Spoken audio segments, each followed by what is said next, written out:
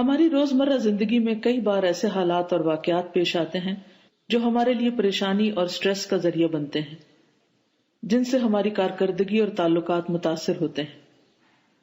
عموماً جب کوئی شخص ہمارا مذاق اڑاتا ہے، طعن و تشنیع کرتا ہے، کام میں بلا وجہ نقص نکالتا ہے، عیب جوئی کرتا ہے، جلی کٹی سناتا ہے یا کوئی بھی اخلاق سے گری ہوئی حرکت کرتا ہے تو ہم تکلیف محسوس کرتے ہیں اور فوراً ہی ایسے لوگوں سے قطع تعلقی کرنے کا سوچنے لگتے ہیں۔ لیکن سوچنے کی بات یہ ہے کہ کیا قطع تعلقی کرنے سے مسائل حل ہو سکتے ہیں؟ ہرگز نہیں، کیونکہ دوسری طرف یہی لوگ ہمارے لیے بہت مفید بھی ثابت ہوتے ہیں۔ ایسے میں پھر کیا کیا جائے؟ ابن ماجہ کی یہ حدیث اس حوالے سے ہماری بہترین رہنمائی کرتی ہے۔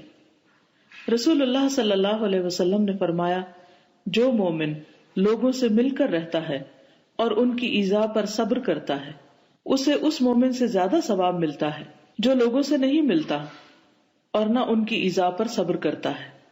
گویا ایسے رویوں پر صبر کا مظاہرہ کرتے ہوئے، اللہ سے اچھے اجر کی امید رکھتے ہوئے، forgive and forget کے اصول پر عمل کرتے ہوئے زندگی کا سفر جاری رکھا جائے۔ یاد رکھیے، آخرت بہت قریب ہے جب صبر کرنے والوں کو ان کا اجر بے حساب دیا جائے گا۔ دنیا کی زندگی ایک امتحان ہے، اس امتحان کے مختلف رنگ اور مختلف پہلو ہیں، اس لیے کامیاب ہونے کے لیے ضروری ہے کہ ہم آخرت کو سامنے رکھ کر اپنے اخلاق کو بہتر بناتے رہیں۔ آپ سب کے لیے بہت دعائیں۔ السلام علیکم ورحمۃ اللہ وبرکاتہ۔